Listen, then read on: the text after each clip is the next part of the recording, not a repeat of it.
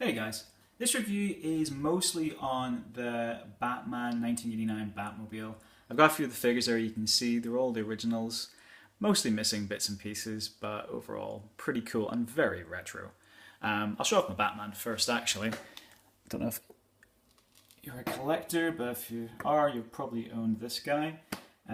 He's more or less complete. He's got a custom kit, but otherwise he's got a little batarang. And I've also got a little grapple gun over here. Unfortunately, it doesn't fit in his other hand because it is fisted to punch criminals and whatever. One of the cooler features he's got is his belt, which acts as a little bat rope. You pull it, and he zips up, just like that. Very cool. The sculpt isn't the best. It is from 1989. You can sort of see, it looks very similar to some of the Kenner 1991 sculpt for the body. That's probably where they got it from. The head's very basic, but otherwise it's kind of cool. It is a retro toy. You've got Bob the Goon. He's hatless.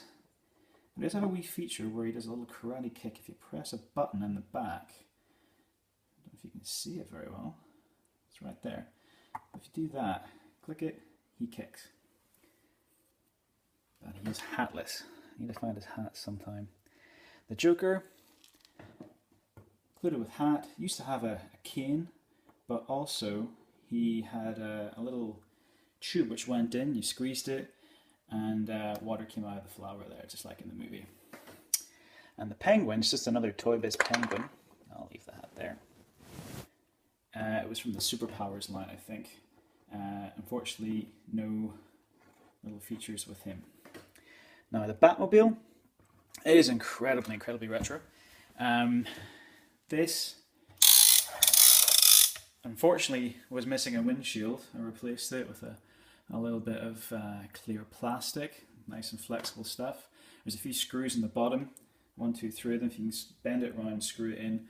It works quite well. You can see it's probably quite rough around here. That's as close as I can get to it. Some really cool features on this one. On the inside of it, you can see there's a steering wheel, there's a sticker with a lot of little features, and there's also a little lever there. And when you pull the lever, little missiles come up, like this. Now the missiles are quite lethal. Would actually not recommend it if you've got very young kids.